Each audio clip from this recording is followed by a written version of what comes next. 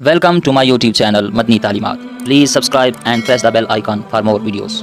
آج کی اس ویڈیو میں آپ کو ایک ایسا گناہ بتانے لگا ہوں کہ جو بندہ یہ گناہ کرے، یاد رکھیں اس کا نہ فرض قبول ہوتا ہے، نہ اس کا کوئی نفل قبول ہوتا ہے، اور نہ ہی اس کے دیگر اذکار وغیرہ، اور ایسا شخص جہنم میں داخل کیا جائے گا. اتنا بڑا گناہ ہے کہ بندے کے فرائض قبول نہیں ہوتے، بندے کے نفل قبول نہیں ہوتے، حتیٰ کہ یہ گناہ کرنے والے پر اللہ تعالیٰ لعنت فرماتا ہے. بسم اللہ الرحمن الرحیم. معزز سامعین کرام، بہت سارے گناہ ایسے ہیں جن کا عذاب، جن کی سزا اللہ تعالیٰ مؤخر کر دیتا ہے، لیکن کچھ گناہ ایسے ہیں جن کا عذاب اللہ تعالیٰ دنیا میں ہی بندے پر مسلط کر دیتا ہے، جس کی سزا اللہ تعالیٰ دنیا میں ہی بندوں کو دیتا ہے. اور صرف دنیا میں نہیں، آخرت میں بھی ایسا بندہ، جو بندہ یہ گناہ کرے، اللہ تعالیٰ اس کو آخرت میں بھی عذاب دیتا ہے.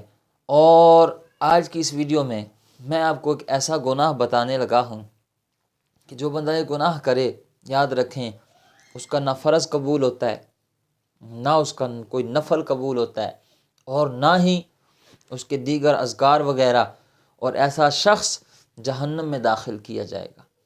یہ اتنا بڑا گناہ ہے.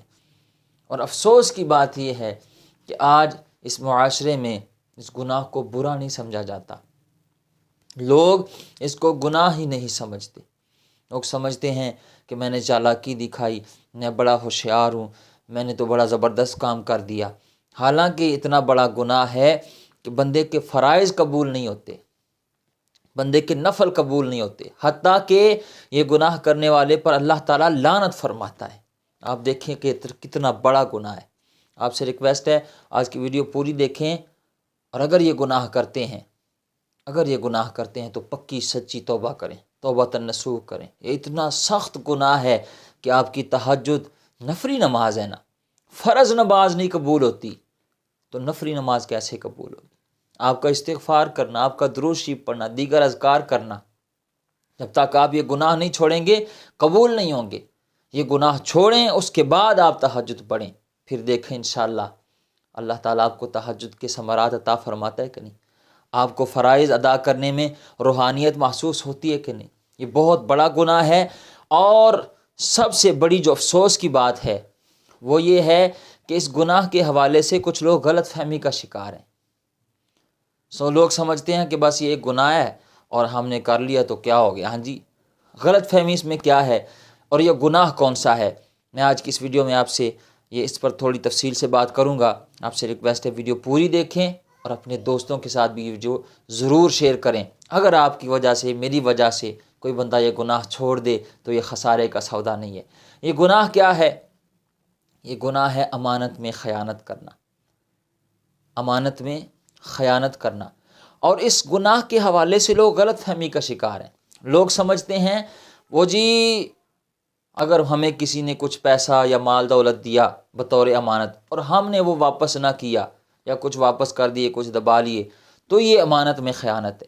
حالانکہ ایسا نہیں ہے، یہ بھی امانت میں خیانت ہے، لیکن امانت میں خیانت کی اور بہت ساری چیزیں ہیں جسے نبی پاک صلی اللہ تعالی علیہ وسلم نے بیان فرمایا.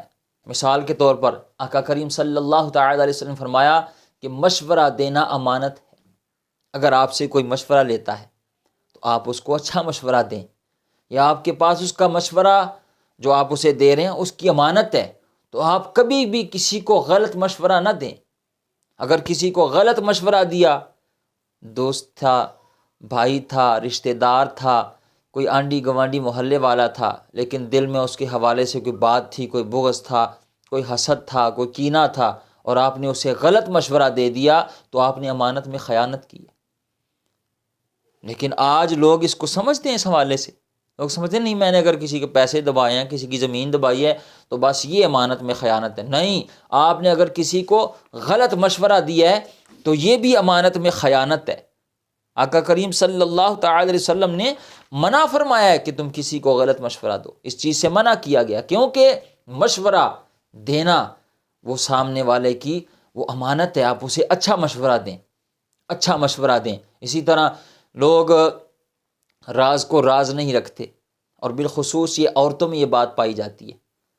وہ ایک عورت دوسری عورت سے کہتی ہے کہ میں نہ تینوں ایک گل دسنی، ہاں جی، تو نہ اگے کسی نے دسی، میں صرف تینوں دسن لگی ہوں.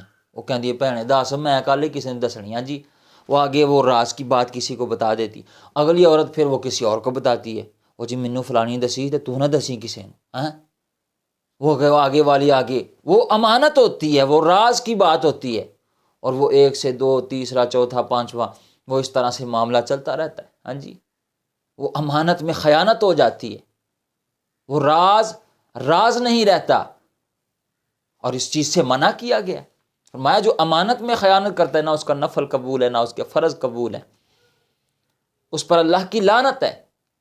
یاد رکھیں میاں بیوی کے جو آپس کی باتیں ہوتی ہیں، میاں بیوی ایک دوسرے کا پردہ ہوتے ہیں، ایک دوسرے کا لباس ہوتے ہیں، اور جو لباس ہوتا ہے نا وہ جسم کے عیوب کو، جسم کے اعضاء کو وہ چھپاتا ہے نہ کہ ظاہر کرتا ہے۔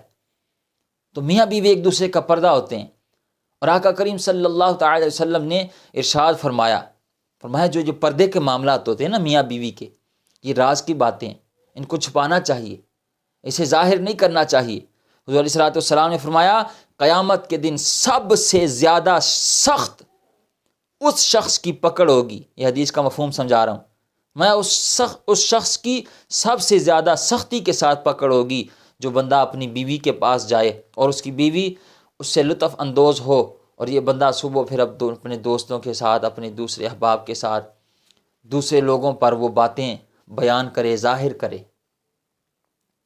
وہ لوگوں کے سامنے وہ پردے والی باتیں، وہ چھپانے والی چیزیں وہ بیان کرے، تو سب سے سخت اس بندے کی پکڑ ہوگی۔ کہ سمجھتے ہیں کوئی لوگ اس کو گناہ؟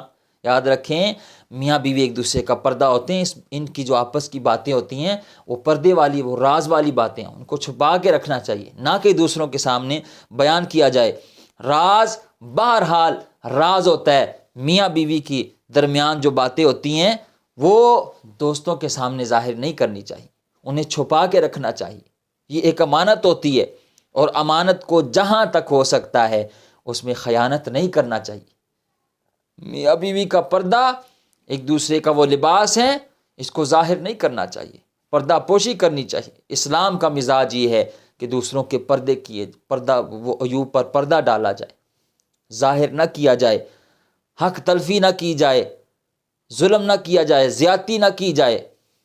تو اس حوالے سے لوگ سمجھتے ہیں کہ بس صرف 4 پیسے اکٹھے کسی کے وہ امانت پڑے تھے تو میں نے اگر وہ دبا لیے تو یہ امانت میں خیانت ہے۔ نہیں، غلط مشورہ دینا بھی امانت میں خیانت ہے۔ میاں بیوی کی راز کی باتیں اس کو ظاہر کرنا یہ بھی امانت میں خیانت ہے، کسی کی راز کی بات کو ظاہر کرنا یہ بھی امانت میں خیانت ہے۔ اور یاد رکھیں کسی نااہل کو منصب دینا جو اس منصب کے اہل ہی نہیں، مثال کے طور پر اب الیکشن ہونے والے ہیں، آپ کسی نااہل شخص کو ووٹ دے دیں جو اتنی اہلیت ہی نہیں رکھتا اور آپ اس کے باوجود اسے ووٹ دیتے ہیں تو یہ بھی امانت میں خیانت ہے۔ آقا کریم صلی اللہ تعالی علیہ وسلم نے اس چیز سے منع کیا ہے، فرمایا کسی شخص نے اگر رشوت لے کر، پیسے لے کر کسی کو نوکری دی، کوئی عہدہ دیا تو اس نے امانت میں خیانت کی ہے۔ یاد رکھیں حضور علیہ الصلوۃ والسلام فرمایا اگر کسی شخص نے صرف یاری دوستی کے بنیاد پر، کہ یاری دوستی تھی یا پیسے لیے اور رشوت لے کر اس نے کسی شخص کو نوکری دی، عہدہ دیا، تو اس پر اللہ کی لعنت ہے، نہ اس کا فرض قبول ہے نہ اس کا کوئی نفل قبول ہے، اور اللہ ایسے شخص کو جہنم میں داخل فرمائے گا۔ اور آقا کریم صلی اللہ تعالی علیہ وسلم فرمایا جب نااہل لوگوں کو منصب دیے جائیں تو سمجھ جانا پھر قیامت آنے والی، یا قرب قیامت کی نشانیاں بیان فرمائی گئی۔ اور اللہ تعالیٰ قرآن میں ارشاد فرماتا ہے، فرمایا یا ایھا الذین آمنوا لا تخونوا اللہ والرسول وتخونوا اماناتکم وانتم تعلمون، فرمایا اے ایمان والو اللہ اور رسول کے ساتھ دغا نہ کرو اور نہ اپنی امانتوں میں جان بوجھ کر خیانت کرو۔ قرآن امانت میں خیانت سے منع کرتا ہے۔ نبی پاک صلی اللہ علیہ وسلم کی احادیث میں ممانت آئی ہے۔ ایک حدیث میں آقا کریم صلی اللہ تعالی علیہ وسلم فرمایا کہ 3 گناہ ایسے ہیں جس میں پائے جائیں، 3 گناہ ایسے ہیں جس میں پائے جائیں وہ منافق ہے، چاہے وہ روزے کا، نماز کا پابند ہی کیوں نہ ہو، پابندی کرنے والا ہی کیوں نہ ہو، چاہے وہ روزے کا، نماز کا پابند ہی کیوں نہ ہو۔ فرمایا وہ بندہ جس میں یہ گناہ پائے جائیں وہ منافق ہے۔ یا رسول اللہ وہ کون سے گناہ؟ فرمایا ایک جو وعدہ کرے اور خلاف ورزی کرے، دوسرا جو بات کرے اور جھوٹ بولے، اور تیسرا فرمایا جب امانت اس کے سپرد کی جائے اور وہ امانت میں خیانت کرے تو فرمایا یہ چاہے نماز روزے کے پابندی کیوں نہ ہو، یہ منافق ہے، یہ منافقت کی علامت ہے۔ تو امانت میں خیانت کرنا ایک اتنا بڑا گناہ ہے، یہ منافقت کی نشانی ہے۔ ہاں جی، اللہ قرآن میں اس سے منع فرما رہا ہے۔ ایک حدیث میں نبی کریم صلی اللہ تعالی علیہ وسلم نے فرمایا کہ جس میں امانت داری نہیں ہے وہ اس میں ایمان نہیں ہے۔ اللہ اکبر، اللہ اکبر، اللہ تعالی ہمیں معاف فرمائے۔ اور امانت داری کیا ہے؟ یہ صرف پیسے کسی کے دبا لینا، یہ میں نے آپ کے سامنے بار بار عرض کر رہا ہوں کہ صرف یہ چیز نہیں ہے کہ کسی کا آپ نے کوئی پیسے دبا لیے، کوئی زمین دبا لی، نہیں، آپ نے کسی کا راز ظاہر کیا، یہ بھی امانت میں خیانت کی۔ آپ نے کسی کو غلط مشورہ دیا، یہ بھی امانت میں خیانت کی۔ آپ نے کسی سے رشوت لے کر اسے عہدہ دیا، منصب دیا، نوکری دی، آپ نے یہ بھی امانت میں خیانت کی۔ آپ نے اگر کسی نااہل کو ووٹ دیا، آپ نے امانت میں خیانت کی۔ میاں بیوی نے ایک دوسرے کی وہ راز کی باتیں، پردے کی باتیں کسی کے سامنے کی، تو یہ بھی امانت میں خیانت ہے۔ اور یاد رکھیں آقا کریم صلی اللہ علیہ وسلم کی حدیث ہے، فرمایا جب قیامت قریب آئے گی تو امانت داری اٹھ جائے گی۔